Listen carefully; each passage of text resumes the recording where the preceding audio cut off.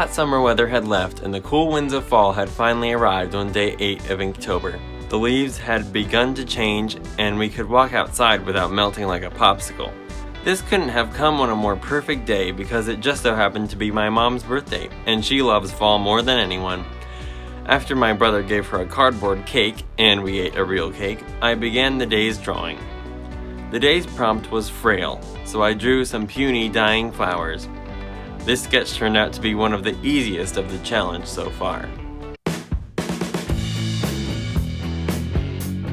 On day 9, we packed up our energy bars and candy to go hiking. We drove to the mountain and stopped at an artificial ski slope to use their bathroom. We ventured along the trails for hours, getting lost more times than we can count and dodging several middle-aged men on bikes. While stopping for a snack, deliberating which trail to follow next, we decided to aim for the top of the mountain so we could look down on the town.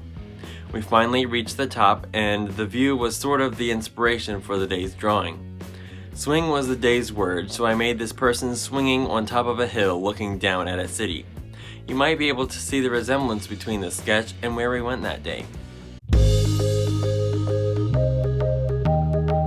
It was just 6 a.m. and we were all stuffed in the car speeding towards a cliff on the edge of town. Okay, well, it wasn't a cliff, it was just our favorite spot to go to watch the sunrise, but it was on the side of the road next to a very steep hill. 2,885 feet in the air.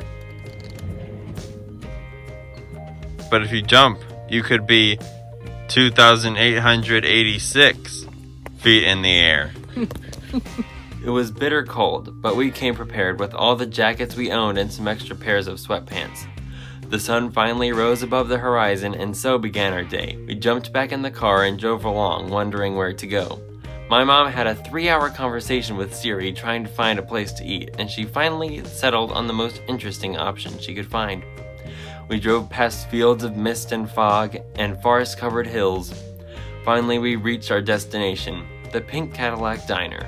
If you ever want to eat here, it's very easy to find. Just head toward the exact middle of nowhere and you'll be sure to find it. It seemed like the oddest place, but we were hungry and their website promised pancakes, so of course we ventured on. Inside was this super retro 50s themed decorations.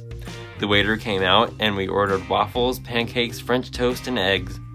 After we had stuffed our faces with this delicious explosion of breakfast food, we walked over to where the actual pink Cadillac was parked across the lawn.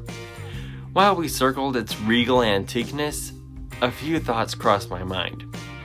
What would happen to the Cadillac Diner if they didn't have the pink Cadillac? Who owned this pink Cadillac? If they had never made a pink Cadillac, would the pink Cadillac Diner not even exist? Okay, enough of this. We found a zoo. A small zoo, but still, it was a zoo. There was a fake elephant in the parking lot and a possessed statue face across the street. October must be the slowest season for zoos because I'm pretty sure we were the only customers they had. It seemed like almost all the animals were either napping or hiding inside their cages. We found Hedwig's friends, some parrots that only said hello and goodbye, and my mom's favorite, the flamingos. The monkeys were asleep, the bears were asleep, the crocodile, you ask? Yes, of course it was asleep. But we had the whole zoo to ourselves and it wasn't hot, so I'm not complaining. We visited the giraffes, Bambi, the elephant, and of course the llamas. We walked around until we had seen all the animals they had, so we climbed back into the trusty minivan and set off. When we got back, I whipped out my iPad to draw Inktober Day 10, and boy did I flake out on this one. I honestly don't think I could have put less effort into this one. It's okay though. The next few days kinda helped make up for it. I couldn't have been happier with today's word, snow. I wish I could go back in time and draw something better with this prompt. I started this drawing planning on putting an enormous amount of detail in, but as the time flew by, I quickly realized that I would have to rethink my approach.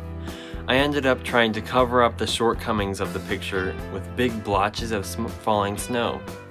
It's a good example of trying to fix a stubborn drawing that's trying its best to turn out as a complete catastrophe. I jump at the chance to involve one of my obsessions in anything I'm doing. So for day 12, I drew a Harry Potter drawing. If you're not acquainted with this story, here's a brief explanation of what's going on in this sketch. In Harry Potter's 4th year at Hogwarts, a huge tournament is held in which only the 3 oldest and most worthy students compete for the Triwizard Cup.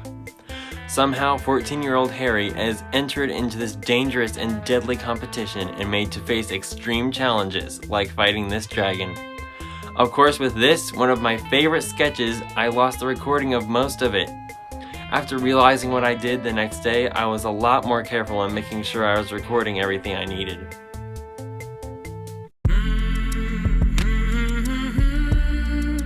This one I really enjoyed. I was trying to figure out some clever way to make a drawing for the word ashes, but my mind was blanking on what would make this drawing remotely interesting without using fire. So I gave in and started drawing what was supposed to be flickering flames. I made black spots on the page that were made to look like bits of falling ash. I thought that for my first time drawing fire in black and white, it turned out pretty well. A few years ago, I was watching a TV show that had a character that owned one of these cars. I remember thinking it was the most wonderful thing I had ever seen when I first watched it. I recently had seen one of these cars in the wild, which reminded me of how much I liked it years ago. So, overgrown. I had the idea for this sketch looking completely awesome in my head for days and days, with leaves and vines bursting from every window. Maybe I was rushing, or maybe there was just too much of everything in the windows, but for some reason it turned out really weird. I do think it was a good concept for a drawing though, so perhaps one day I will make this again and do a better job.